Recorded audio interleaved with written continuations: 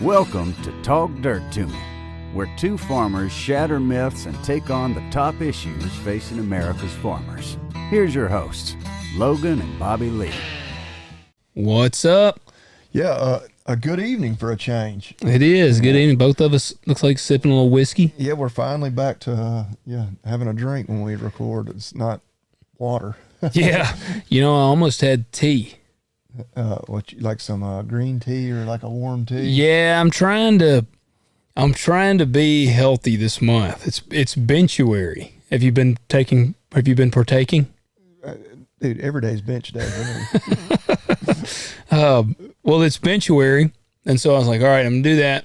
I've also been getting about 7 hours of sleep a night, which is huge for me. Like, man, I'm a night owl, but I've been forcing myself to go to bed. Yeah. And I've been getting about 7 hours of sleep. And so I said, damn it, you know what? I'm gonna lay off the alcohol for just this month. And I was doing good, and then it was time to record tonight, and I was like, I'll fix me some tea. And I'm like, hell, one glass a week ain't gonna kill me. Well, and like I say, it's been a few weeks since we've recorded in the evening and been able to have This is the first drop of alcohol I've had in 2 weeks. Really? Yeah. Yeah, this is the first I've had in about 30 minutes. I might lose my man card here. I got home and I was cooking dinner tonight, and the first thing I cracked open was a seltzer. What kind? One of those mom drinks or whatever? Yeah, my wife buys them. Again, I'm fully comfortable with my sexuality. Yeah, hell yeah.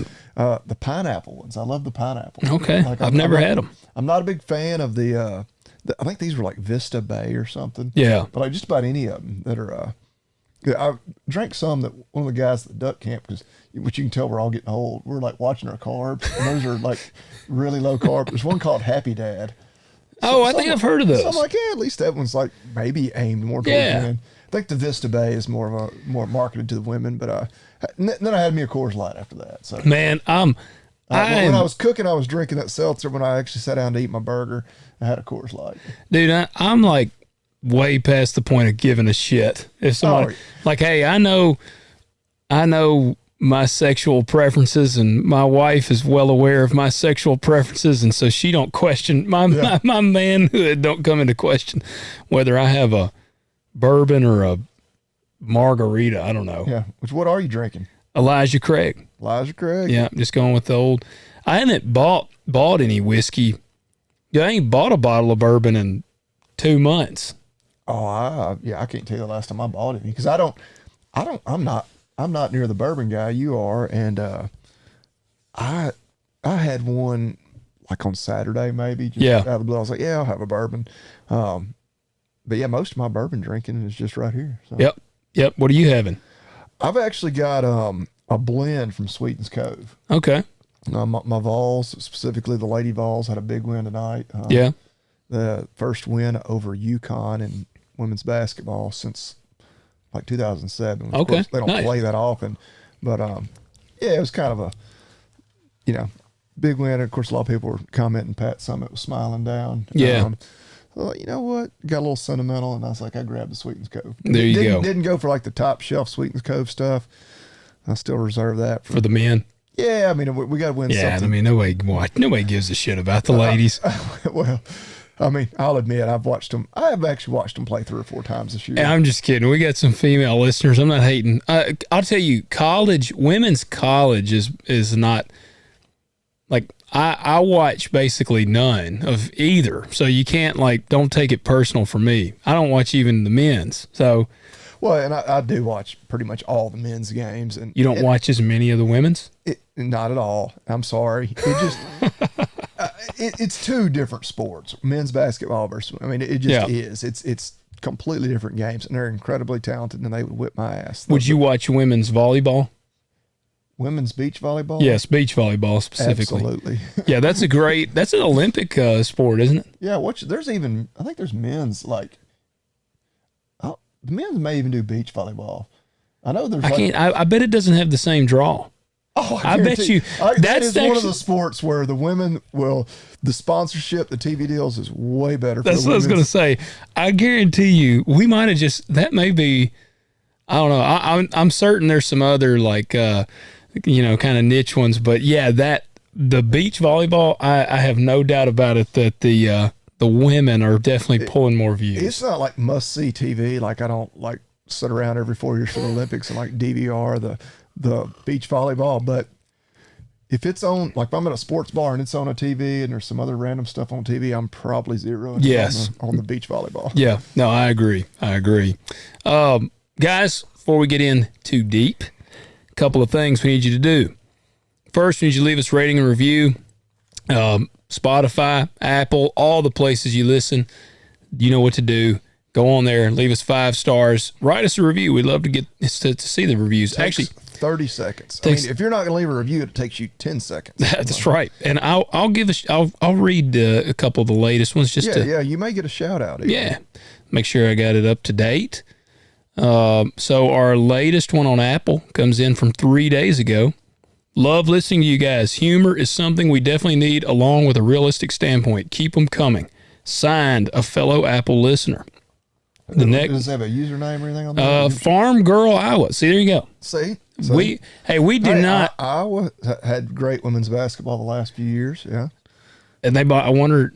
Actually, the Lady Vols did beat them this year. That was one of the few games I've watched them play. I doubt they have many beaches in Iowa for beach volleyball, but there's probably some good lakes or something out there. Yeah. You get a couple dump truck loads of sand and have you a beach volleyball court. That's right. No, I'm like proud that we've got, and I'm going to say this, we have like the baddest women that listen to the show. Like, oh yeah. Like I see like our Instagram, some of the women on there, and they're like as cowboy as cowboys. Like we got some awesome women that listen. And then the next one, this was I don't know, a week or something ago. Wonderful podcast. I wish I would have found y'all sooner, as people have said, good conversations like after a hard day's work. That comes from Pointer65. There we go. So, yeah, guys, that's here's one actually, the new cattle hay farmer here. I found the podcast via Bobby Lee's YouTube channel, Hurricane Creek Farms. Love hearing both guys take on different ag-related topics. God bless. That comes from Adam Jerry. Yeah, man, I love it. There's a 4-star. And I always kind of think, I think they accidentally 4-starred us. It's 4 stars, and he says, I turn y'all on every time I am in the tractor working. Always my first choice. So, Jacob. I think some people look at that, they're like, 4 stars, that's good. That's really good. It's not great, but it's good. Yeah, maybe so. Hey, we still appreciate the rating and review. We do. And guys, thank you. It does really help us. So do that. If you watch on YouTube, hit that like button, hit subscribe, shoot your comments to us on there, and we will respond. And also, we have people write in on Spotify. Yeah, we will respond. I'm going to be talking about some of that today. But do that. And what else do they need to do? Go to agzaga.com, just like I did today. Like I mentioned it last week, I needed another commodity jug. It just took me a few days to actually get around to ordering it. So now I can have some diesel sitting around, or whatever. I mean, I guess I shouldn't admit that I'm not putting. Yeah, you're not putting it in an unregulated jug. Yeah, if the government man's out there listening to me, Doge is going to take them down. We ain't got to worry about that too much longer. But, finally ordered one. So I was worried about my wife running the diesel side by side out of fuel whenever I don't have the fuel tank on my truck to keep it filled up. But yeah, there you go. Yeah, and use the discount code again, just like I did. Got free shipping and 10% off. Talk Dirt, all caps, all one word. Yep, do that. Guys, visit our website, talkdirtpodcast.com. Go to the contact page. Submit your questions there. We got several today. We're going to get into some questions. We're going to get into a few different hot topics today. But it makes our lives a lot easier if you would submit them on the website, because then we can keep up with them. So we got to kind of hunt around whenever they're not there. And Bobby Lee and I our irons are in many fires, so it just kind of simplifies it for us. But please send your questions. We love them. So let's see. I want to address one right off the bat. This comes in from Spotify. Now, I did respond to this guy, and I'm not mad. Not mad about it. First, we had a great one. Enjoyed the show. Always look forward to it. We run a lot of older equipment to bale hay with. I'm not crazy about those old tractors, but if I ever win the lottery, we'll definitely have some brand new ones. That comes from Ace. So we had another one. Now, the last one we got talking about the old equipment and stuff. And just really just the fact that people look down on other people because they run new equipment. Or the new equipment people look down on the old equipment people, and there's no sense in that. Yep. And so we want to make something really clear here because maybe there was some confusion. I'll read this guy's comment first. I'll read our response, and we'll talk about it. So Garrett writes in, and he said, you guys talk about farmers uniting and then bash on the farmers still using older equipment.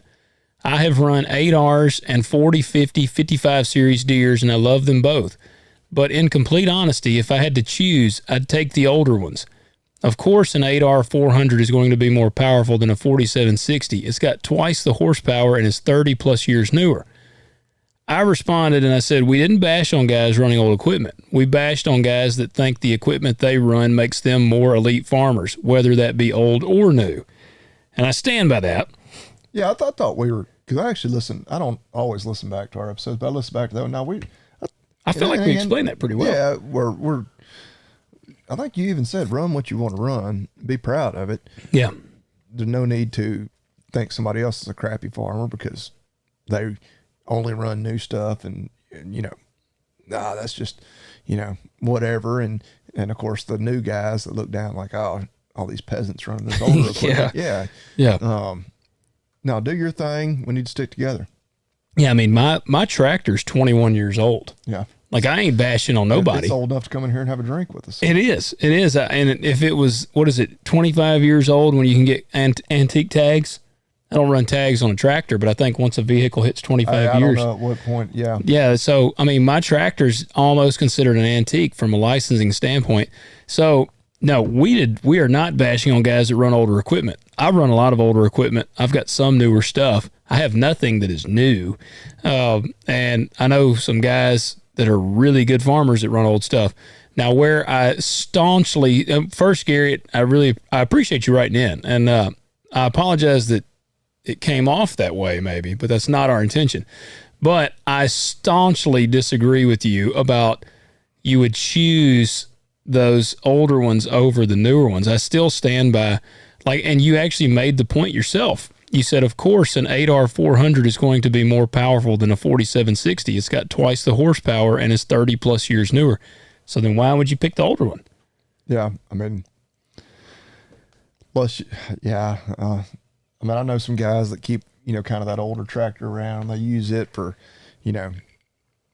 mowing some ditches and doing some stuff around the farm, stuff like that. And that's great. I mean, they do it because there's a lot of that nostalgia factor to it, and blow a little black smoke and that sort of thing. But the ones I'm thinking of in particular that have that older tractor around when it's time to go to the field, they get the 8,000s out. Right. When they're planting, when they're harvesting, they need something hooked up to the grain cart. They're running the newer stuff. Yeah. I mean that, and I like if I had just the money to where I didn't care, I would have like a restored 4,000 something John Deere. Like I might would have an older one. To get out there every now and then and do some stuff. Yeah. I mean, we still got the 1066. I was about to reference that. Yeah. I love that tractor. Yeah. It's loud. My ears ring when I get off of it. It blows black smoke. It was that tractor made me fall in love with tractors. Yeah. So I love that tractor. We still have it. I don't ever want to see it go anywhere. So I understand the nostalgia point, but I'm talking about I got to take this tractor and go to the field and work. I'm picking a new tractor all day, every day. If budget is out of if there's no budget issue here, let me separate that.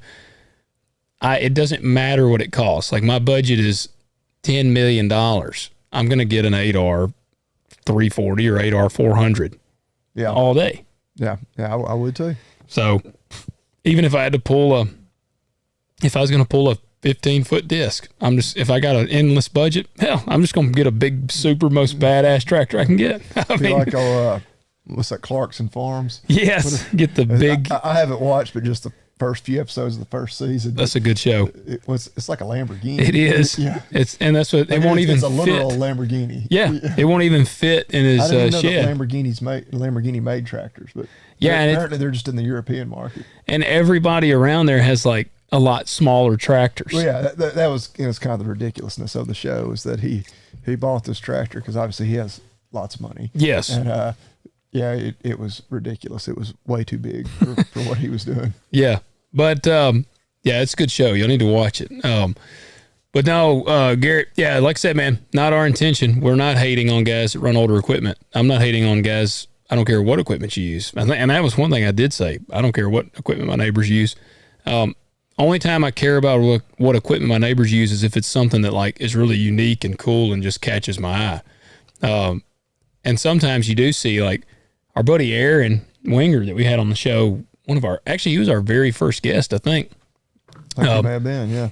He, at one time, he was running a really old school John Deere tractor that had been like resto modded basically. And he was planting with it and everything. I don't even remember I don't know the number of it, but now this was before like the 4,000, or it was a 4,000, but it was like I'm thinking this was like a 70s model tractor. Yeah. And he had painted it and fixed it up, and John Deere had come out and like they had to retrofit his planter monitor and make it work and all this. And that was pretty pimp. Like you got an old tractor like that. But I think he has since upgraded probably just from an efficiency standpoint. It's like having a classic car, you know, that you take your wife out on, you know, Saturday night, you know, to dinner in, but you know, it's time to load up the family and go to the beach. You're probably going to go ahead and jump in the, you know, your late model SUV and use that for, you know, when you need something that's absolutely going to be reliable and comfortable to ride 8 hours in. Yep. Agreed. All right. Now let's see here. Do you have you had a question? Well, yeah, let's see. I had gotten an email. Oh Lord. Yeah, and I got a couple on Instagram I got to find here. And I had it pulled up, and then I closed it out. So yeah, if you got one, go ahead and All right. Yeah, we got some on Instagram here. So this dude writes in here. I'm not sure. I guess he's new to the show. Yeah, he said new follow as of today. This was somehow this was in our request. It was a couple weeks ago. He says, been wanting to get back to my family roots. My grandfather farmed up in Michigan for my mother's early childhood before selling the farm and moving to the West Coast. He worked in farming/carpentry out there and had a large garden at the family home near the beach, but then subdivided property and sold the garden lot. Dream is to one day get a house with some land and get into farming. I'm not real big on produce crops for mass production, such as feed, corn, soy, tobacco, which I hear is a common rotation here in Tennessee. I travel for work and see the cotton out in West Tennessee, but that seems fairly intensive to get into with the amount of land needed as well as equipment. I had my heart set on something like alfalfa, something not too difficult to grow/harvest and not too intensive with the equipment needed to do all that and maintain. Is it possible to get started up growing solely alfalfa on some land and make it a sustainable venture? I told him, I said, man, thanks for writing in. So we'll answer that this week. So that's more your area. So I was going to say, would you tell this guy it is possible to get started growing just alfalfa and make it a sustainable venture? So I'll start off saying I don't have really any experience to speak of raising alfalfa myself. Our dads had a little alfalfa years ago, and I think it was in my lifetime, but I was much too young to have understood any of the ins and outs of it. We do buy some alfalfa here locally. And, I think generally a lot of people don't think of this area. Where did he say he was? He said in Tennessee. He didn't ever say like specifics. I mean, it can be done here in Tennessee. Alfalfa is a little trickier to handle. I don't know what the right word is. You want to be sure the conditions are right, with your moisture. Obviously you need to get it dry to bale it, but you want to be sure the leaf holds on. Obviously, being a legume, the leaf is really where the value is, and it can be kind of sensitive, more sensitive than just grass hay. Now there's definitely a market for it with the horse people. I know in some parts of the country they feed a lot to cattle. I watch some YouTube channels where they roll it, then grind it, in feed rations. A lot of dairies, use a lot of alfalfa. But around here in Tennessee, you're definitely going to be, really maximize, your profits per acre and whatnot, baling those small square bales to market to the equine folks. And yeah, got a guy right here, just one county north of us that I buy some from. And, making a go of it, just doing that, and not having any other income on the farm. You're well, like for instance, the guy I know, he does just farm full time, but alfalfa is a small, segment of his overall operation, or a segment. I don't want to say it's, he may make more money on alfalfa than anything else, but, I would say it's a tricky enough crop.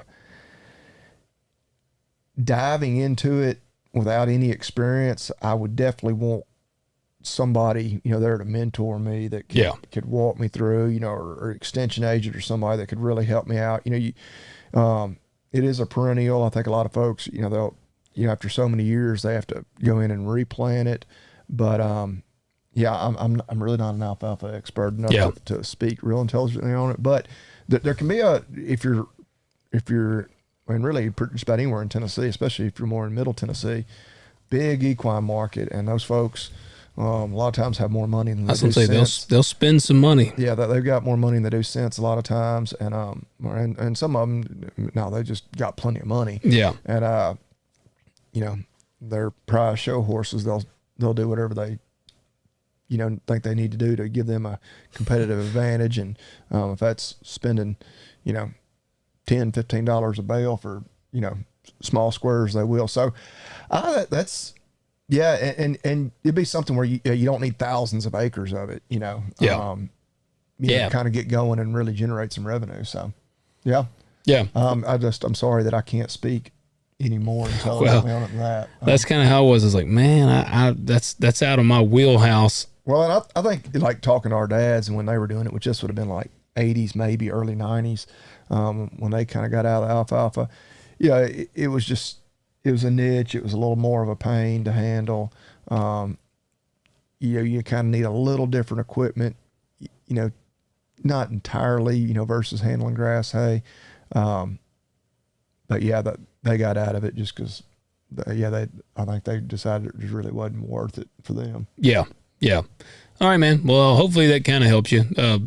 Find you a mentor. Big thing to tell you. Probably didn't help you at all. I'm sorry. Yeah. Well, so next question comes in from Bryce, and Bryce has been a long time follower, listener of the show, big supporter. So appreciate that. He writes in, he says, "Hey y'all, question for Bobby Lee.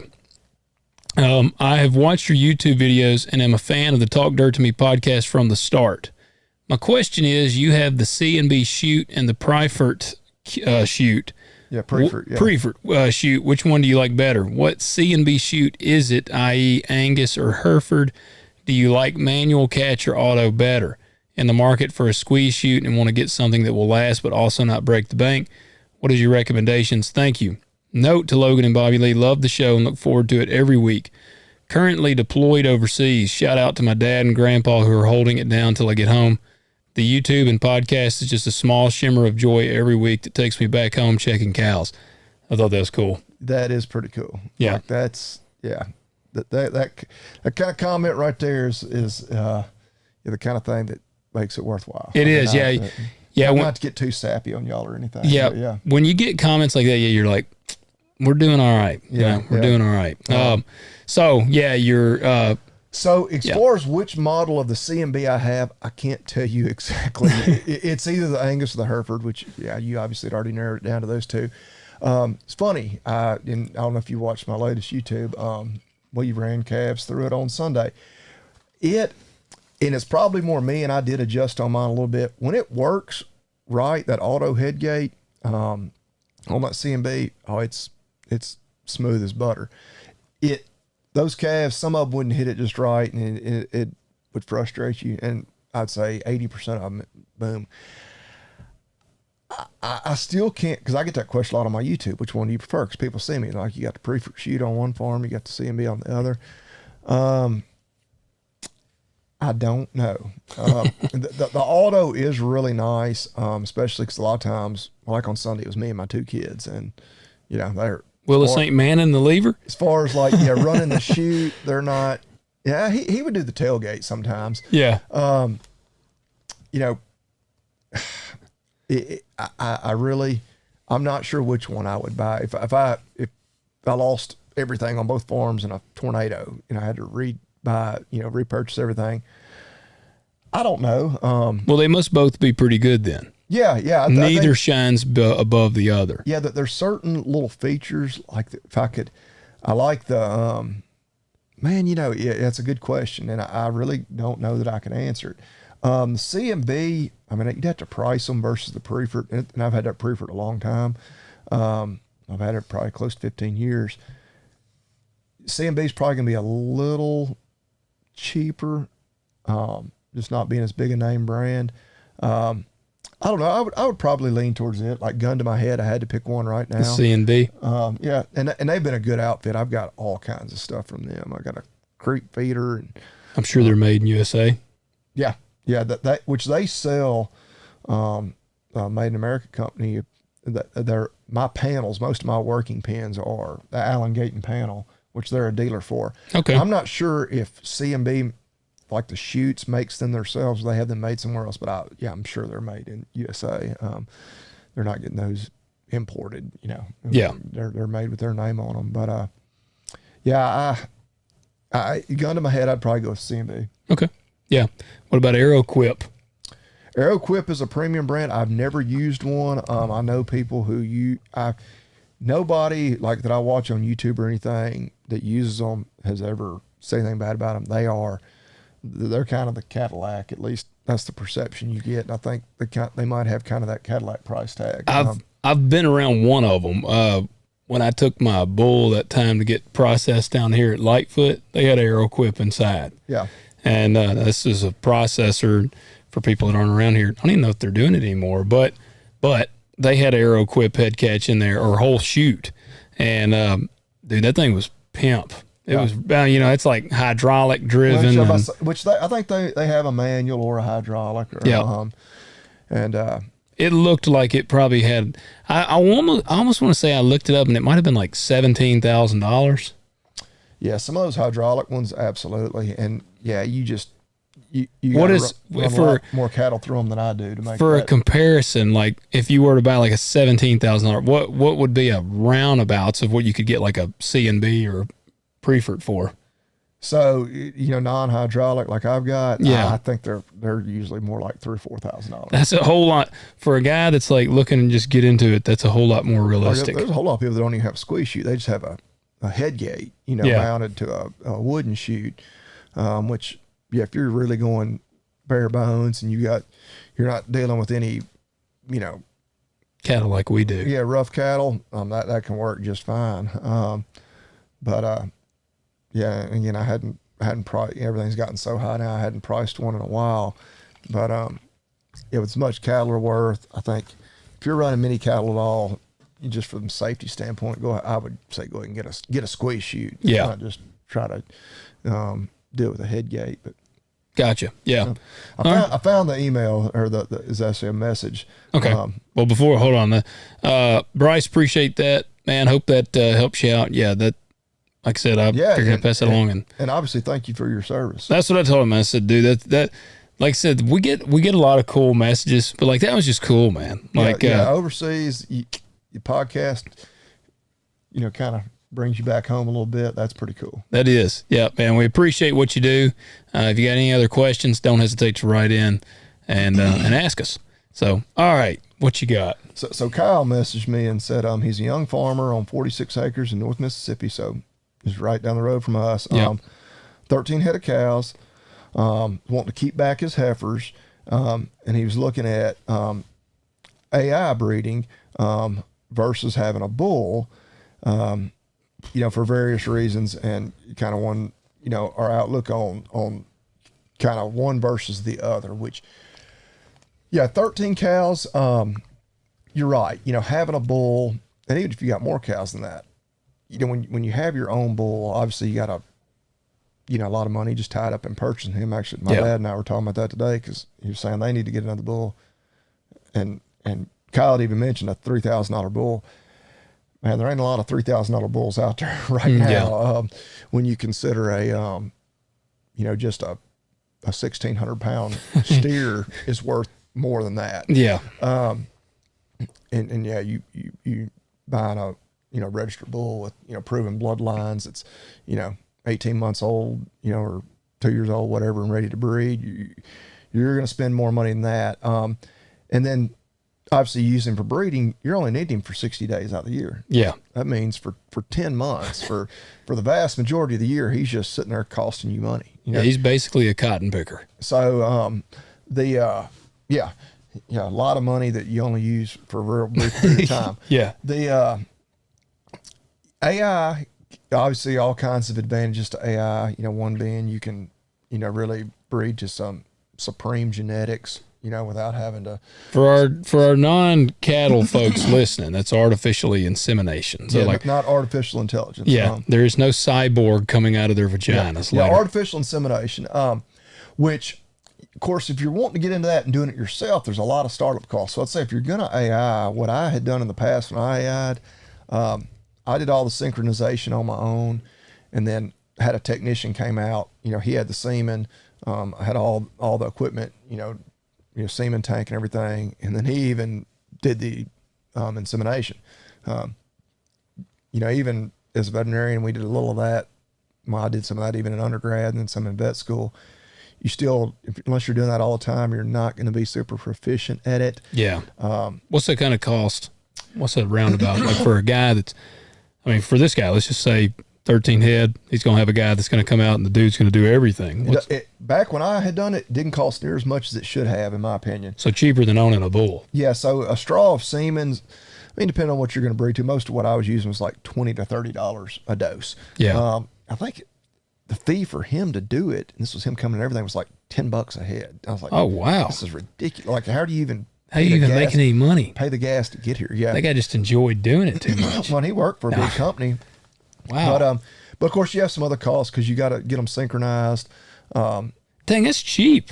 Yeah. Well, which again, you got a little other costs. The biggest thing, kind of the reason I had gotten away from it, and time, like you're running them through the chute, seemed like we would run them through the chute, give them a shot, and put in a cedar, which is a controlled intravaginal drug release. Then we would run them back through the chute, like, it was something like, it was very specific, like 56 hours before he would breed them, give them another shot. And then, of course, when he would breed them, you'd run them through the chute again. So a lot of handling there. Right. And some people like monitor, and watch. And when they see a cow in heat, all the other cows are riding her, then they run her up there and put her in the chute. And yeah, you can definitely do that. And you don't have all the money in the synchronization and run them through the chute multiple times. But with AI, you're not, and just like with a bull, you're not going to have 100% conception rate. Yeah. You're typically going to be lower than natural breeding. Naturally, naturals, been perfected since the beginning of time. Yeah. So most time, well, like what we would do, we would AI like a bunch of heifers, or say a bunch, it'd be like 12 or 15, and then we would turn them out with a bull, and he'd clean up is what way you reference. So and I guess you could, if you kept back way more heifers than you needed, you AI'd all of them, and then just whoever didn't get bred, then you sold them off, then you could still get by with not having a bull. But it's in my opinion, it's going to be tough to do it 100% AI, and deal with, only getting maybe a 75-80% conception rate. And that's pretty good. One thing which he didn't mention, but I would point out, and I've even looked at this, like maybe, whenever I need to get new bulls, leasing a bull. Yeah. Like there are a lot of just your big seed stock guys that sell a lot of bulls. They'll also just lease you a bull, and you pay, they bring the bull to you, you keep him 60 days, he's gone. There's an outfit, and I was trying to find him actually, because he kind of stimulated my interest in that again. I listened to a podcast not too long ago a company like that's all they do. Like they have hundreds of bulls. They deliver just about anywhere. You know, if a bull gets there and 2 days into breeding, he's lame, they get you another one there, you know, just a day or two. So that even may be a good way to go. You may have a neighbor that say you're going to calve in the fall, he's calving in the spring. You say, hey, you know, would you lease me your bull? You know, because he's just costing you money out there. You're not doing anything with him this time of year. Now, I did that from a friend not too long ago, and that was the one that he ended up ruining his penis while he was with me. And so, which, I mean, I just basically, I kept that bull and sold him as a cull and bought him another one. So it still was cheaper, you know, in the long run than me just absolutely buying a bull and keeping it. But, yeah, that's a debate, and it depends on a lot of factors, obviously, like everything. But if you're starting out with that few cows, I would, just because AI, and I was doing it kind of just, you know, playing, just seeing what I could do. And it was cool too, because you got 10 heifers you want to breed, you can breed them into 10 different bulls. Yeah. You know, and you know, you kind of mix and match and play around and just, I would even ask like guys like, well, who do you recommend? You know, because I'm not like one of these guys that totally nerds out and like knows all the sires, you know, in every breed or anything. But yeah, it's going just 100% AI. I think that would be a little tough just because you're not going to get everybody bred. And it can be labor intensive, but so get you a bull. Get you a bull would probably be my general recommendation. You know, I don't want to say go buy a cheap bull because you do get what you pay for. So yeah, leasing may end up being your best route to go there. Yeah. Well, you know, speaking of that, it was funny. I sent Bobby Lee, and I'm hoping we actually are trying to line somebody up. Well, I won't go too detailed here, but we're working to get this guy on the show. But Phenom Genetics, I've been following them a long time. They got a lot. They're in like the PBR and all the big bull riding. Yeah, buck and bull. Buck and bull, man, and dude is awesome over there. I talked to him, and well, they've been auctioning some cattle, and they're all bred. It's all bred heifers, and I mean, but it's funny. I was reading this to Marcy because I sent Bobby Lee one of these. What are those heifers bringing? Surprisingly cheap. Like they're doing auctions here. $2,000. Looks like $2,000. That one. Yep. And see, that is just such a niche. Because like you look at that cow, because Logan's showing me a picture over here. Seeing they're unique looking. Well, right, and that's what I'm getting. She's not gonna like outside of anything but a bucking bull. Like those are very undesirable cattle. Yeah, like you got to be somebody that's just wanting the novelty of it and think it'd be cool. Like, see, what are these? Or you're trying to get into raising bucking bulls. Yeah, and seeing that's the thing. All of them are bred, and I'm not. I love watching. Yeah, that is cheap. Just for like, if you're comparing that to like bred, you know, crossbred. Oh man, that's why I was like, beef damn, cows, that is cheap. See, $2,000. Okay, that one got up to $3,000, but like still, like one of these, this first one here. Okay, it got up to $3,000. Oh man, no, dude, I see a guy did throw $5,000 at that one. $6,500, $7,500. Okay, now that's pretty good right there. Yeah, that's bringing good money. But look, Diamond. Whoops, I liked it, but it's a bucking bull thing. Yeah, another bucking bull group. Yeah, that makes sense. Right, and I don't know what she's bred to. She's probably bred to some badass bucking bull. See, well, that's what I was getting at. This is a funny thing. I was reading this to Marcy. I don't know the names of all of them, but like, let me read like her bloodline, like, and kind of her stuff here, because I told Marcy, I said, I don't know what any of this means, but it's funny, like. Because that, you know, the bucking bulls, they all have like really awesome names. Yeah. And so it's like, this great bred cow is the only magic trained female in the sale.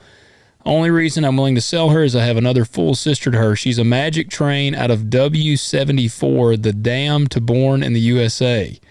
This cow is the dam to one of my favorite coming 4-year-olds, 103 Time Traveler. That calf has the potential to be a rank bull. She is confirmed bred to either 00 Crazy Mother Trucker, a.k.a. Set 'em Up Joe, or 731 Bouchon. Like, you know. Well, of course, I mean, the bucking bull, world would know who they are. well, and I mean that's a spectator sport, so the bulls need to have Badass names. badass names that folks are going to remember because, But like, they don't never know what bull is going to turn out to be but I want to know what, like, I'm hoping, and again, we're trying to get this guy on the show, and he's very interested. He's a really cool dude. I'd like to have him on because I want to know, like, what are these? What breed are these? Because they're I think a lot of them are. Well, I mean, and I'm not an expert. They're just crossbreds, but see, it's like they're oddly tall looking. They're tall and a lot of Brahma influence in there, but they're not straight Brahman by any means. Yeah. But I think just over the years, they kept crossbreeding different ones and selecting for really athletic, powerful animals that go out there and perform and buck people off. Yeah. Or put up a damn good fight trying to. Yeah. Well, that's what. See, this one here, it sold for $2,700. Yeah, I'd love to have somebody just to know, like, obviously they make money by, however they don't know. They get paid to bring them to these events, and I don't know. I assume a lot of them get some sponsorship money because a lot of them you'll notice like they have there'll be a Mossy Oaks bushwhacker or whatever. Yeah. And so like I'm sure like Mossy Oak probably paid some money to have their name attached to that bull. And yep. You see like watching rodeo, which we watch at least once a week there at the house. A lot of them will have some kind of company name and then their name. Yeah. So, well, I see for anybody that's maybe interested, get on Phenom Genetics Inc. on Facebook, and because he said here he's got 4 more, or he says he'll resume. Yeah, 4 more girls coming up for sale, and they're all bred. But they're sired by All Aboard, Airtime, Bad Beagle, and Crazy Mother Trucker. So if you know those names, then here's your chance. And Phenom, they've got some pretty badass bulls. Like I would have all kinds of questions, like yes, for how that whole world works. So well, that's what I'm like when I just talking to him. Like, man, it'd be cool to get him on. Go down that. So, all right, I wanted to hit on something. Yeah, I got time. Trying to figure out how I want to do this. I have come to the. Oh, you got a note there? Well, no, I had a couple of little topics, but Well, go ahead. well, I mean, just kind of some of the current events. Obviously, one of the big things in the news, and a lot of people were all up in arms about, was the tariffs. Yeah, that absolutely kicked ass. Well, they never. We don't know because they didn't even go into effect. Oh yeah, or at least not to Canada and Mexico, the ones people were most up in arms about. But how's that going to affect ag? Well, we don't even know how it would have affected ag because they never went into effect. Yeah. Other than I guess with the 10% tariff on China and some of that stuff. Which, when it comes to China, that's a whole different ballgame. I think Trump, whoever. Administration knew that those tariffs were going to actually go into effect.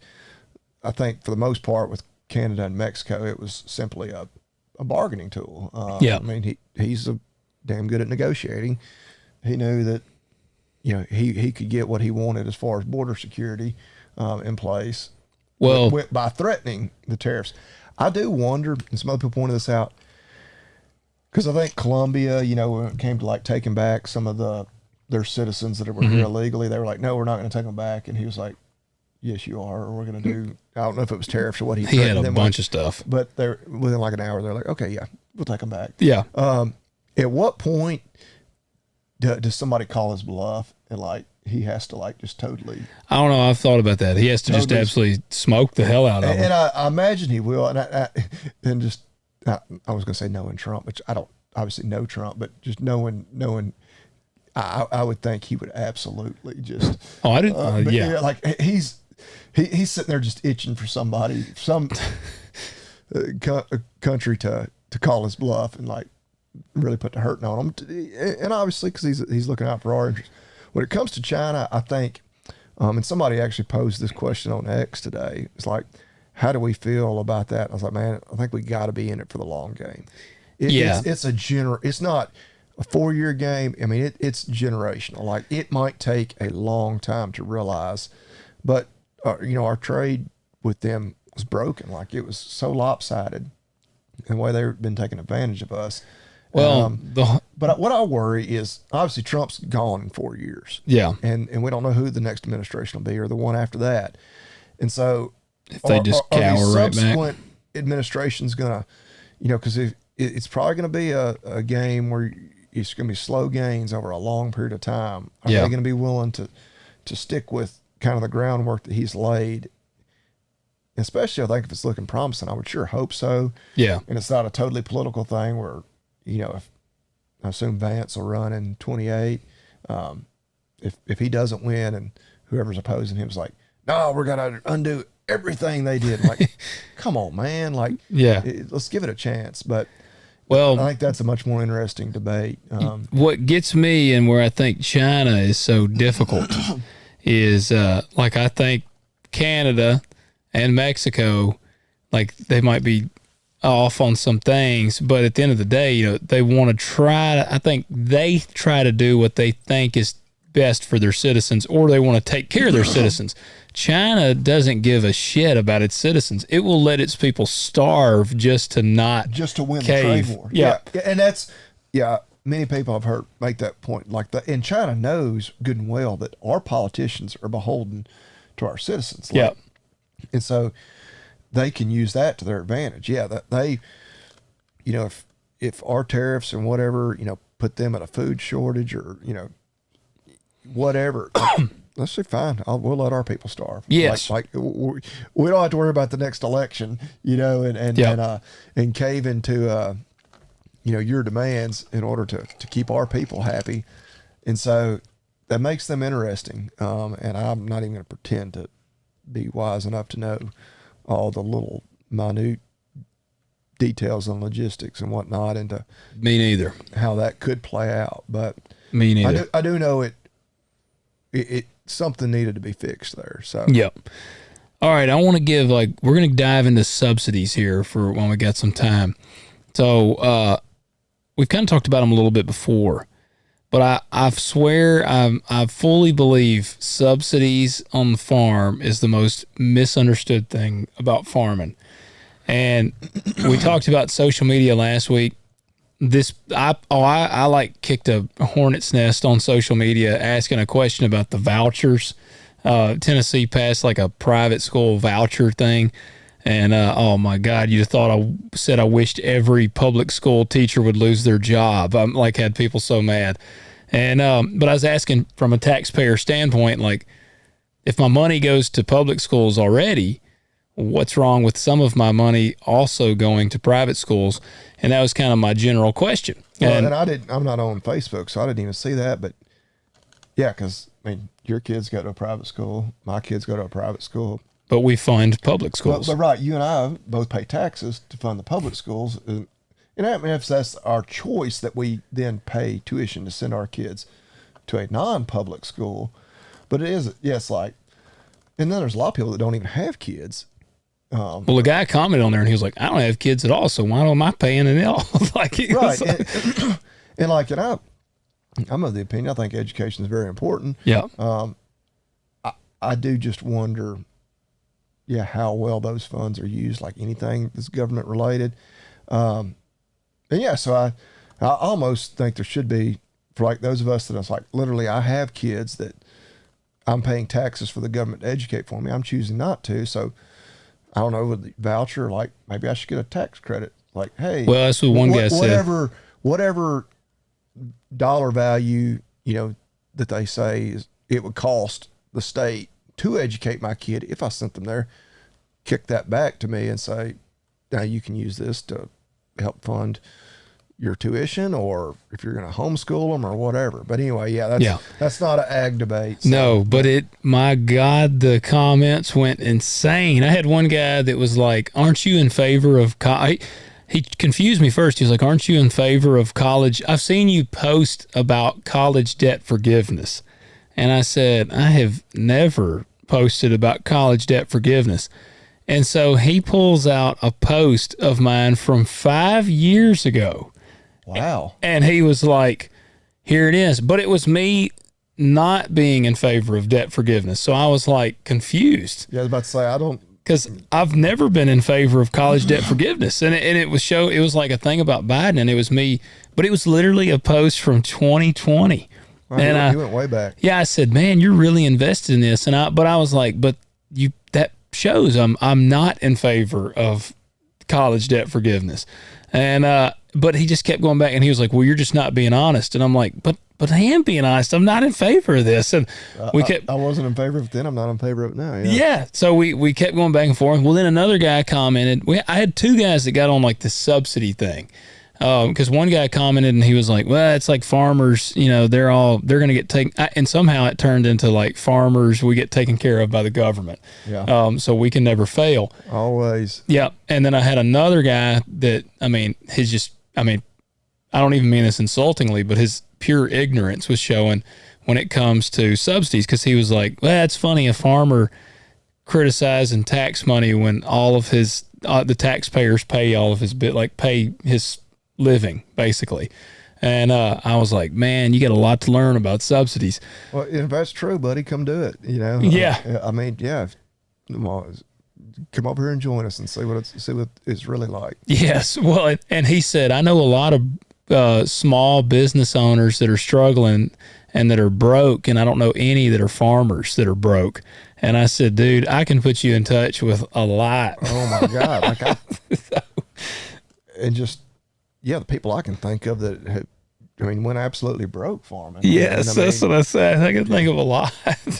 Yeah, and some that got out, before they just absolutely lost it all. Some who were forced out because, they did kind of lose it. Yeah. I'm still waiting on Uncle Sam to pay my bills from last year. Where's he at? I keep hearing people saying that he's going to do that.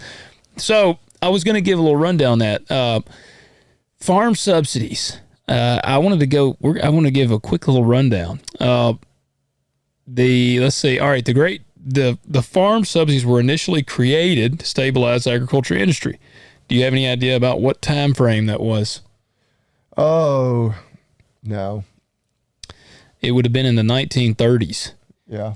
It said the Great Depression, Dust Bowl era devastated American farmers leading to the Agriculture Adjustment Act of 1933, which aimed to control crop production, stabilize prices, and ensure farmers had a financial safety net. Over the decades, the subsidy system evolved to support farmers during market downturns, disasters, trade disruptions. And that's what primary goals of subsidies were supposed to be: price stability to prevent extreme price fluctuations, farmer income protection, ensure they could survive bad years, whether due to drought, floods, or low market prices, food security, and this is one of the things, maintain a stable food supply for the U.S. and global markets. And that is one thing, like, I do kind of chuckle when people, well, I'll say that for the end. I got some quotes. And encouraging conservation. Some programs incentivize sustainable farming practices, which after the Dust Bowl, they certainly did, because that's when everybody was dropping the blade to everything and literally dusted the whole country. So, and people think, I can remember back in the early 2000s, guys were getting huge checks, especially cotton. There was a lot of cotton guys, because I can remember guys on the grain side bitching because the dudes in the cotton side were getting massive government subsidies. Like I remember, and this was all public record. You used to look this up. Guys would get $250,000. They would even have they'd even have like their kids enrolled in an entity. Oh yeah, and they would get the system got, well, like anything that's been around that long, and government running anything, it got abused. Yeah, it abused is the easy word. Yeah, and just it got so far off. It was kind of started with good intentions and still did some good things for some people, but yeah, it got way out of hand. Yep. Dad and I we'd always kind of heard in the heyday of subsidies, the subsidies would pay a cotton farmer's rent. Like his rent prices would be covered basically by his subsidies. So essentially after he paid inputs, more or less it was profit. Yeah. So, I mean, there was some dudes really blowing and going whenever that was going. And that's what people hear, and that's where they think we still are. And we're not. And subsidies, just whether it's cotton or grains or cattle or whatever, I understand kind of the virtue behind it. Like we want to be able to feed ourselves, obviously. We want to be able to clothe ourselves. We don't want to be dependent on imports for all those things. And, the government sees, subsidies as a way to make sure that we keep growing and doing things here in this country. But of course, we've been very open for a while now that in many ways, I think the subsidies and a lot of these programs don't actually help the farmer. Yes. It inflates everything. And you just got to think about it. And it's not a subsidy necessarily, it's state money for that ag enhancement program. Yeah. I got my packet in the mail today for my reimbursement. I bought a brand new disc mower into last year, and I'm going to get $5,000 towards the credit of buying that. And I needed to buy one anyway. But that money, I mean, just inflates everything, because obviously all these equipment dealers, they know all that money's coming for everybody. It drives up demand. It allows, because equipment's one thing. I mean, we've touched on it a bunch. It's just gotten ridiculous. And I'm talking about a disc mower, not even a $1 million combine or anything. Yeah. And like a lot of that is propped up by the fact that whether you're getting it state money to help you buy stuff or just crop subsidies or whatever. Yep. That money doesn't stay in the farmer's pocket. It ends up going up the ladder to the lenders, to the big equipment manufacturers, the big corporations. And so, I think those are really the companies that are, I think, are the individuals or the entities that are benefiting the most from all that money being injected into ag. Yeah. Not necessarily the farmer themselves. No, I agree. So I want to tell you how this has changed, the shift in government payments. So for years, government payments were a major part of farm income, but those days are largely gone. If there's like one part that I want people to really listen to, for guys that are not in ag that listen to the show, guys and gals, I want you to listen to this part. I want you to remember it so that when you see people saying stupid shit online about farmers getting paid by the government to farm, like, just remember this. So subsidies still exist, but the massive direct payments of the past are no longer the norm. The end of direct payments happened in 2014 in the Farm Bill. The government eliminated direct payments that farmers used to receive annually, regardless of crop prices or yields. The market, and another reason is market prices have been higher. Unlike in past decades when commodity prices were extremely low, recent years have seen stronger grain prices, reducing the need. Now, we're in a decline right now, but we're still at like 10. Today on beans, we're at 10.70 or 10.50. And I can tell you right now, that's not that is not break even. With the cost associated with it now, that's not break even. Because a few years ago, I sold beans at $8 and something. Like, I can remember selling beans at $8 or something. So our prices are higher. It's still not great. Like, don't take this as me saying things are good because farmers are in bad shape. But we're in bad shape, and we're still not being saved by the government is what I'm getting at here. Market prices have been higher. Another is the shift toward insurance programs. Most of your subsidies now go to pay insurance. Yeah. Like, instead of cash handouts, most government support now comes through crop insurance. And that is, the government subsidizes it's like 80% of your crop insurance or something. It's a huge portion of crop insurance is paid. So the farmer never actually sees that most of the time, unless we have a claim. And oftentimes I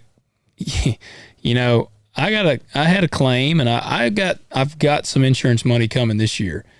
But I can still tell you that if you're farming for insurance, you're going to go broke. Like if you're living off, like if you're trying to make your money off of insurance, you're not going to stay in the field of farming for very long. Another reason was budget cuts and political pushback. Growing pressure to reduce government spending has led to fewer large-scale farm payments. The biggest one that I have seen in my 11 years now, or 12 years, whatever, in farming, having my own operation, is the MFP payments Trump did in the Chinese trade war. And that was because, again, and people want to say shit about it, but it's like we have no control. That's one of the things I said to one of the guys in the commenting back and forth. I said, man, farming's one of the few, because one guy mentioned HVAC businesses. He said those guys they're losing, like they might be losing money. And I said, well, the difference between an HVAC guy is he gets to set his price. I said, I don't get to set my price. Like I have to sell at what the market's at. Like I can try to book along the year, but if we get to the end of the season and the market's at $9.80 and I'm like, well, nah, my beans are worth $12.45. They'll be like, okay, keep them. Maybe you can get that one day. Like they're going to be like, tough luck, man. That's just not how this works. So we don't get the luxury of setting our own price. So, I mean, I don't like, and I even told these guys too, I said, I don't like the government intervention for the most part. I understand why, like, it was initially there, like we said. And if it was, I don't know, if somehow they revamped the whole system where it, like, that's what my dad has said many times. He's like, they need to just make it where it can't go below a certain price. And I get that, but I just don't know how you do that. But that I want to continue along. So yeah, this here even said the market facilitation program, which was the MFP for trade war losses and COVID relief payments, those have ended. That was a 1-year thing, the MFP payment. Now, the way they work today, there's PLC and ARC. We sign up for both. Usually you'll put your grain in one, and a lot of farms still have a cotton basis that were like cotton farms. I even have some farms that have like a cotton basis. I still don't really understand a lot of that. But you typically put your grain in one of the two, your cotton in another. I actually just had a phone call today. I think I put my grain in ARC and my cotton in PLC. These are the main farm programs that trigger payments. The ARC is, I think, based off of revenue and yield, and PLC is based off of strictly revenue. And basically, if the prices drop below a certain point, it's supposed to issue something. I can tell you, even with ARC or PLC, I have hardly ever gotten any money from that. Yeah. Like that is, I saw a breakdown that was saying, typically speaking, if you looked at like direct cash payments that a farmer might get, so this includes ARC, PLC in a bad year, you get about $12 an acre. Like was what it said that would be like, and again, that's not every year, but this is like over the span of several years, whatever, I guess averaged out or so, it's around $12 an acre. And I think I told you this past year, most guys lost about $100 an acre. Yeah. So I can just tell you that $12 an acre when you're losing $100 an acre. I mean, my math, I never was just phenomenal at math, but like, if the government's going to take care of me and pay all my bills, I just feel like I would need more than $12 an acre to pull me out of $100 an acre deficit. Yeah. So that doesn't work like that. So I'll continue. So crop insurance, like I said, that's the next one. Farmers pay a premium for crop insurance. The government subsidizes a portion of it. I don't know exactly how it works when you get into different systems. Most guys have about 70 to 75% coverage. And I know this past year, guys had some really bad hits, and I know some guys that got no payment. They still didn't trigger a payment. So it's hard to even rely on crop insurance unless you have some like really nice kind of that upper echelon type of insurance, which costs you quite a bit of money. All right. The other payments, if people want to talk about them, there's CRP, EQIP, which we've used EQIP. That's things like cover crop. I use it for cover crop. I think that might be, have y'all used that any on the cattle stuff?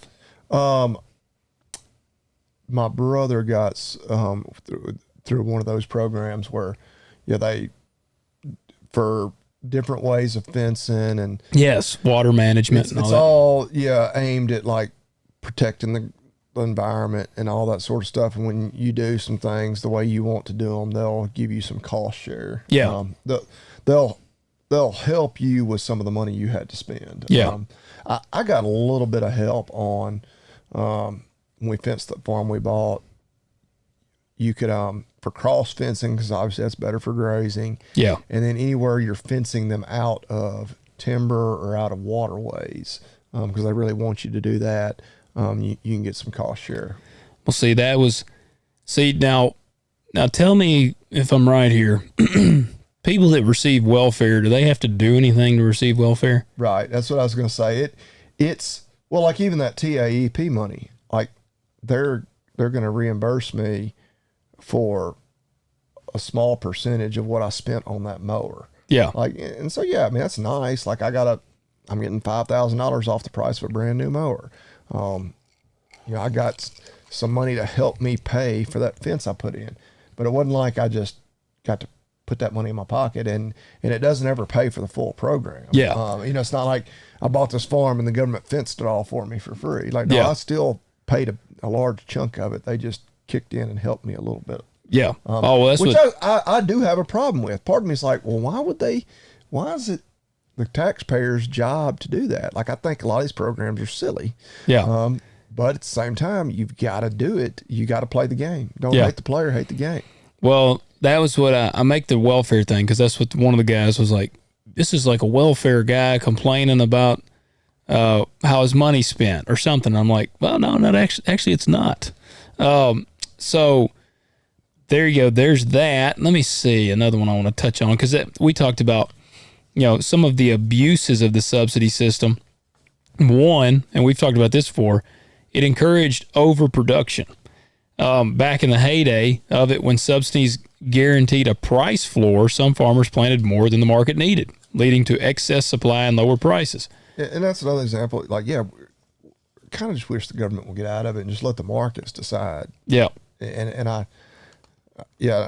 was kind of like the tariffs. I think it could be painful at first, but I think the real long term, it could work out better. I don't know, just because I don't know. I don't have the foresight or the expertise to say that for sure. But I often wonder, if we just got the government out of it completely, would we all be better off? Yeah. And we've kind of shared a statistic like this before. Another big problem is large farms get most of the money.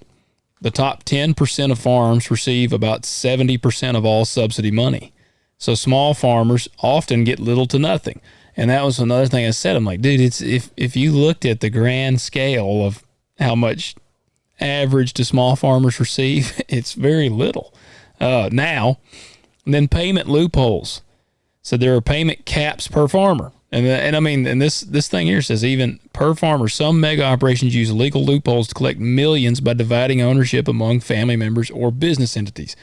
We've shared that many times. They got like 9 tax entities. They just keep capping them out. So we keep going. Public misconceptions. First one here: farmers get rich off government handouts. Reality: most farmers see little or no subsidies anymore. Payments are not guaranteed. When they do happen, they often just offset losses. That's like a huge key thing. Yeah. When we get a handout, like these government handouts, they typically offset a loss. Oftentimes, not enough to actually pull your head fully above water.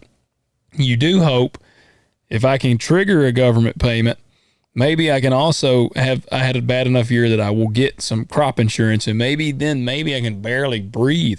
But you're just trying to pull to break even when you're in that position. Another one said farm subsidies are like welfare checks. Reality: farmers are not getting paid to do nothing. Unlike welfare programs, most farm payments are based on market conditions or actual losses, not just a guaranteed yearly check. So there you go. Farmers, let's see, the future of farm subsidies. This here shows us crop insurance, it will probably remain the number one form of subsidies. Disaster relief will be case by case. I'm trying to think, even like, I mean, we were classified in a drought here. Yeah, we didn't get to that D3 or whatever. I know that would have kicked in for cattle. I think maybe once or twice since I've been, on my own raising cattle, that we've gotten to enough of a drought to where we got a little money. Yeah. Which I think is BS. 'Cause I'm like, droughts, one of those things I kind of count on occasionally. Like it's part of the game. I don't, and just me, at that point, I was like, really? Like I'm going to get, like the government's going to come in and say like, well, it didn't rain, so you get some money. Like, yeah. Or not. I just thought that was a risk of playing the game, Yeah. and I had to take that risk. But yeah, no, and that's what this is. Like I'm thinking we've had some droughts, and it's usually like on the cattle side, it's not much. Like they kind of, frame it as, well, it's to help you cover the cost of having to buy extra hay or buy extra feed to get you through, the fact that maybe your hay production wasn't very good or your pastures ran out early and you had to start feeding more hay, whatever. Yeah. Yeah. It's just kind of get you by, which I'm like, man, I kind of assumed that was just natural selection. The guys that weren't, already kind of prepared. Yeah. And ready and making sure they had a backup plan. But anyway. Well, that's how and it says, new programs probably focus more on cover crops, carbon sequestration, and things like that. Government payments will likely continue to shrink, making farms more reliant on markets than subsidies. And I won't go into all the nuts and bolts of ARC PLC. I'll give you just a brief rundown. ARC, it is price and yield. PLC is strictly based off of price. That's actually agriculture risk coverage is ARC. Price loss coverage is PLC. It's kind of confusing if I get into the math of it. Most of you probably don't care on that. But I wanted to get down here, kind of wrap this up. Yeah. Well, and I'll just tell you, like on the cattle side, yeah, the main subsidies I get, which I don't ever see, are for insurance. And so all it is like we do two types of insurance. We do LRP, which is livestock risk protection, which does protect you. Like you lock in a lot of people explain it like buying a put, where like I'm guaranteed, if the market falls below this level, where I'm insured at, I can get my insurance will pay. Yep. And the government or the subsidy pays part of my premium, but I never see that money. I still have to pay my percentage of the premium. Right. And then we also do it for PRF, which is pasture, rangeland, and forage, which is basically, rainfall insurance, drought insurance. And you can do that for hay ground or pasture ground, and same thing. I've signed up for my insurance, did it just recently, and come August, September, sometime later in the year, I have to pay my premium. And again, they pay a big chunk of it, and I pay the other part. We did get with the CFAP, the Coronavirus Food Assistance Program, or whatever, which that was one of the few times where I got money, and I was just like, man, which the reason for that was, and in my opinion, it was a government created problem, because I think we now know that, the virus definitely came from a lab. It was definitely the research. The gain of function research was being funded by our government was directly responsible, along with some others, for the creation of that virus that wrecked everything. Yeah. It still felt kind of weird getting that money. But it was just based on how many cattle you had, in certain age groups, you got a little bit of money here or there. And then now you went out and bought you a brand new diesel truck with it, didn't you? Yeah. And and cocaine. You had a bunch of cocaine and a brand new truck. Well, I thought, I'll invest it in something I can then turn around and sell for a profit. That's right. Now, I'm trying to even think. Yeah, insurance, and then, you get like the ag enhancement program, which that's not a subsidy. That's state money. Yeah. Which comes, I guess, just out of our state budget, which we don't have an income tax here in Tennessee, thank God. But out of all the other, 15,000 ways we're taxed.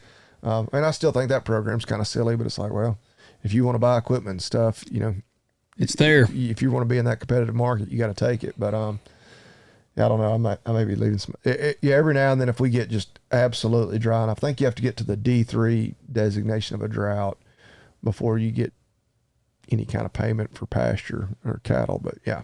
Yeah. Well, I can tell you over the last, just from my memory, the last, I'd say 2 to 3 years. Now they're talking of a payment right now, and I've heard it'd be like $38 an acre for beans and $40 something an acre for corn. If that happens, then I'll get I don't know, $38 an acre. I had all beans last year, be like $40,000 or something. Because our prices were so bad and our yields were so bad. And that'll just go directly to help paying down. That will still be in a deficit. Like I say, that money doesn't even end up in your pocket. No. Like it'll be in your pocket for a couple of days before you then pass it on to the debt. Lenders. Yeah. Yes. Yeah. That's, yeah. But it's making me rich is what they say. I got a list. I think that's what, and we've touched on this before. I think a lot of people don't have any idea outside of just the super wealthy, like multi-generational guys, how much debt the average farmer assumes. Yeah. In a average year just to put in a crop. Well, I mean, my brother's kind of freaking out. We're getting ready to buy calves here within the next month. I had to call my lender the other day or text him and said, man, I need more money. Like I'm going to I'm going to buy, maybe $100,000 worth of cattle here. And I mean, I'm going to be on the hook. I'm going to be $100,000 in debt. Now, of course, hopefully I'm hoping whenever I turn around and sell that $100,000 worth of cattle that I bought, that there is $120,000 or $130,000 worth of cattle. Yeah. And I'm making a little money. Which again, that's not $20,000 or $30,000 profit. Cause then I've got some other costs, that add up in that, few months that I own them. But, yeah. And that's small time, like super small time compared to, because that's not that many cattle really. And, especially compared to somebody that's, planting. Well, I'll tell you straight up on, like, you could take a guy working. You say you're going to go corn heavy this year. How many acres of corn are you going to plant? I'm going to probably have about 600 acres of corn. And what's it cost to put in a corn crop? Oh man, you're going to be damn near $450. You're going to be spending $450 an acre. That's on your inputs. Yeah. Not right counting now. Rent. Not counting rent, not counting equipment, not counting fuel. You're spending $450. You could probably say pretty safely you're going to spend about $700 an acre. That was exactly the number I was thinking. I was like, by the time you do rent, and on 600 acres, which that's not, that's small. Yeah. Corn farmer. That's $420,000. Oh, I was going to say $500,000 in debt to plant a corn crop of 600 acres. Praying that you get the range you need on time. Praying that the market doesn't, completely shit the bed. Yeah. And, the bad thing, the prices where they're at, it's at $457. That's what I saw today. At $4, you can almost make a little money there, but you really want about $5. So what's your average corn yield typically? I just shoot on some of our stuff. I'd shoot for about a minimum average of about 165 an acre. All right, so that's a I'm pretty pushing, damn good dry land corn in this part of the country. Yeah. So on 600 acres. Now I'm pushing it for 200, but yeah, I'll. Well, let's just go ahead and say you raise 100,000 bushels of corn. Yeah. What's it, 457? Yeah. Yeah, show how sweet of a profit margin that is. That's going to be $457,000. Versus what, 420, what'd you say I had in 420,000. Then you're paying a hell of a lot of interest right now. Yes. And again, now that was no account of my income. That's not paying me anything. So you're assuming all that risk. And Well, and in that $700 an acre, was that figuring your interest in there too? Maybe. No, not really. So you're gonna do all that work. I don't know how many hours a week you work to put $37,000 in your pocket. Yeah. If things go If right. things go right. Now, You could get do 135 bushel an acre. Oh yeah, you lost money. I've had years where that happens. I've had years where it's 135 bushels. Turn it off a little dry. Times 457. Times 457. You just lost 50 grand. Yeah. See, so you're 50 grand in the hole. Yeah, and that's you busted your ass all year to lose $50,000. Yeah, you paid to work. Yeah, that's 600 acres of corn. I mean, that's what people don't understand. I mean, man, you get to a 1,000 acre farm, 1,200 or 1,000 acre to 1,500 acre farm. You're $1 million in the hole. You're over $1 million in debt. Yeah, most of us have never have and never will be $1 million in debt. And a lot of people popping off on Facebook. Yeah, these dudes. And again, you've talked about it, like farmers get used to going to bed at night, being $1 million in debt. But that's something that, man, that can take years off your life. Oh, dude, I've told you, man. Your goatee's. I think I got more gray than you. Yeah, I think you do. I mean, like, dude, I'm telling you, man. I've said before, I love doing what I do, but it's gonna kill me. Especially when it's middle of March and it won't stop raining. Yeah. And then it's the middle of August and it won't rain. Yep. And you're just yep. Like every day that it doesn't rain and it's 115 degree heat index, you're just like, if we can just get a 1 inch rain, it'll save my ass. That might be a $200,000 rain. Oh, dude, yeah, it can make or break you. For you, it might be for a big operator that might be a $5 million rain. Yeah, yeah. Yeah. Basically, what I've heard. We're not asking people to feel sorry for us. No. I choose to do what I do. And that's why I'm like, I'm not a think a farmer guy. Like, it's like, no, I choose to do what I do. But it is, people do what they don't understand. They don't understand the stress that comes with it. And, I've shared that on here. And like, I don't think like there's a lot of people that want to be farmers.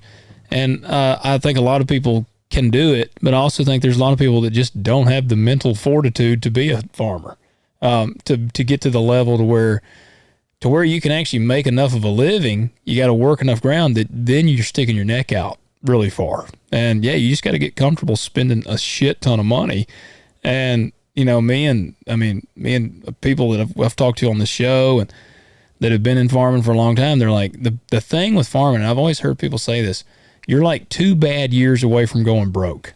Well, no matter how established you are. Well, and a lot of people, talking about subsidies, they're thinking about that guy that they know of, and everybody knows them, no matter where you are, that they're, call them whatever you want, big time operator, whatever. Yeah, they do have a new pickup every year. Yeah. They do live in a mansion, whatever, big ass house. They got another house, at the lake. They got all the toys.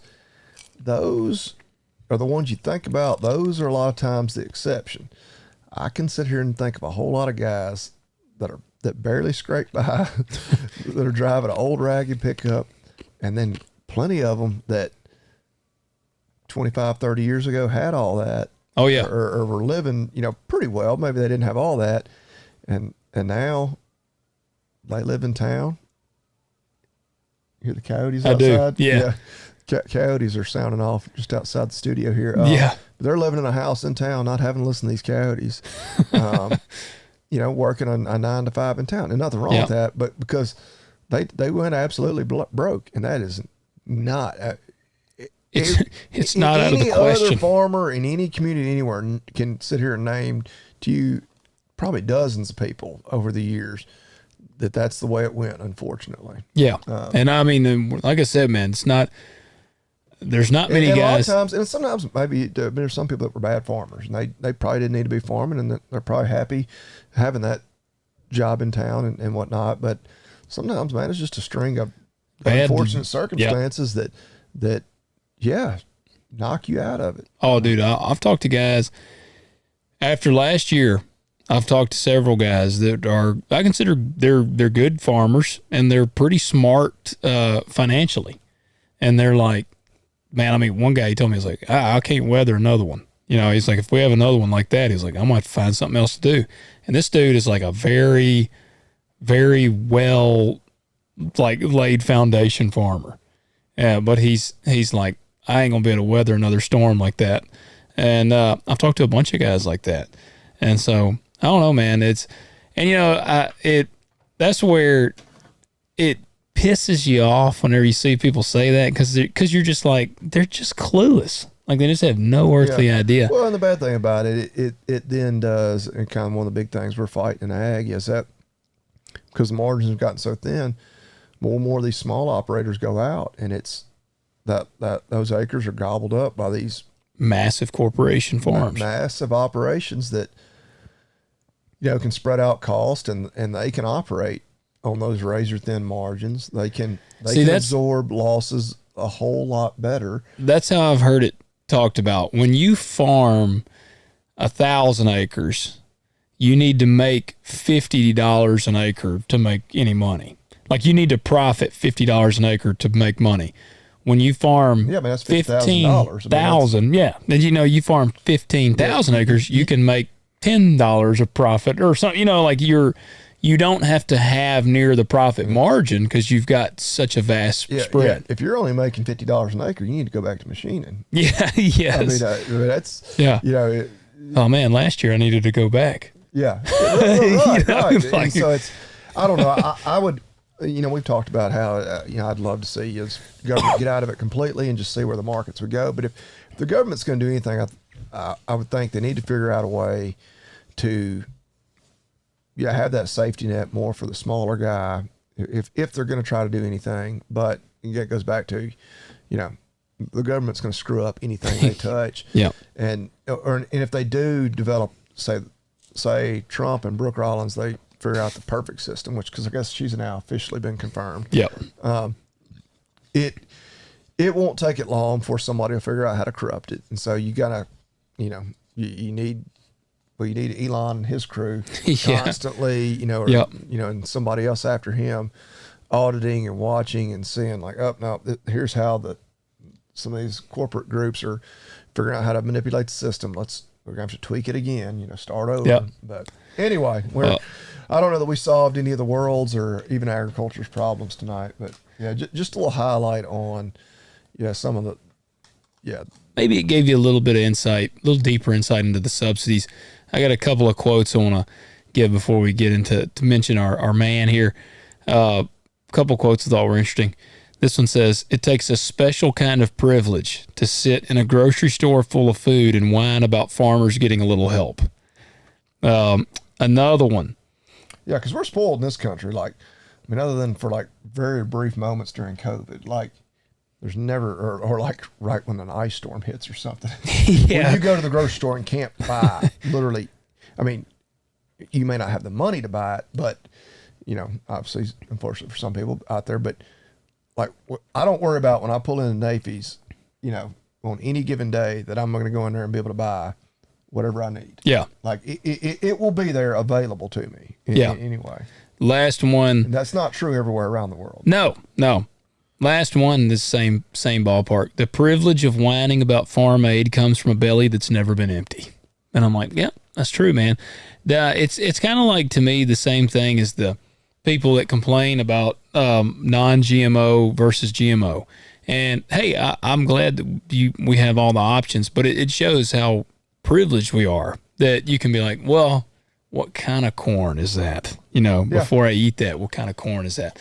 What kind of, because there's people literally in other parts of the world that like would damn near eat the husk off the corn because they're so hungry. So when our biggest health epidemic is obesity. Yeah, we're doing all right. It tells you a lot of things, but it tells you, for one, I mean, maybe our food system is not great, but at the same time, we probably do live in the greatest country in the world. Yeah. Anyway. All right. Let me start off with 2 words. Made in America. Maybe the best I've ever done. I know you timed it just right and everything. He wasn't muted. everything. I got it. He was on point tonight. You got it? They gave him his Adderall. He was all hyped up. His eyes were a little wider. Cocaine before he got on there. Yep. Got it from Hunter. Yeah, I've actually got a couple of good ones. Let me pull it up. Well, don't give him too much. Oh, no. I'm just gonna do one. Where's my? Oh, there it is. I have to go through my notes. I'm feeling like a boomer. I have to operate this thing. You got your reading glasses? I might need them. One that's actually it was like 70 degrees here today, but here a couple of weeks ago was pretty important. I've reused these for a few years, and I just the other day realized they were made in USA. I don't know if you ever used them. They're called the Freeze Miser. It's a little nozzle or tip you can put on a hydrant, outdoor hydrant, and the way it works, I think when the water gets below 36 degrees, like you turn on the hydrant, you screw it on first, obviously. Yeah. I guess you could turn it on and try to screw it on. You'd get really wet. Yeah. But and it doesn't run until the water gets below 36 degrees, and then it drips. So basically, it automatically starts your outdoor hydrants to dripping when the water gets below that 36 degrees. Yeah. In order to sit there and it'll drip. And so I use them on all my water troughs where I have a float valve. Because I know your dad on their Trickle water hose. troughs, he just has a Y. Yeah. And he just manually makes it trickle when it gets cold. And which is doing the same thing, except this is nice because it automatically cuts off once the water gets warm enough. That's pretty cool. Freeze Miser? Freeze Miser. Freeze and then M-I-S-E-R. If I was going to critique them, they're plastic, and so they will fatigue over time. Like, I've had them where just because there's that water pressure's on them nonstop. Yeah. And I try to, like right now, because it's been so warm here lately, I've cut off the water to mine. Yeah. But yeah, That's pretty cool. I've never had one fail where I had it hooked up and then the line froze on me. Yeah. Anytime I've had an issue like that, it's been my fault. I've done something stupid. But yeah, made in USA. I didn't even know it, and I've been using them for, I don't know, 2 or 3 or 4 years. Well, there you go. FreezeMiser.com. Check them out. Yep. Awesome. Well, while you're also surfing the web doing that, you need to go to our website, talkdirtpodcast.com, and submit your questions on there. Leave us a rating and a review. Hit that like and subscribe button. Send us a comment. And go to agzaga.com. One thing I forgot to mention earlier, I said I bought my commodity jug today. That's another thing. It's shipped today. Like, I bought it at like oh, yeah, noon, they're fast. and like I got the shipping notification. Sometimes you buy something online, and even with a big company, and it's the next day or maybe even a couple days later before it actually ships. No, it's shipped today.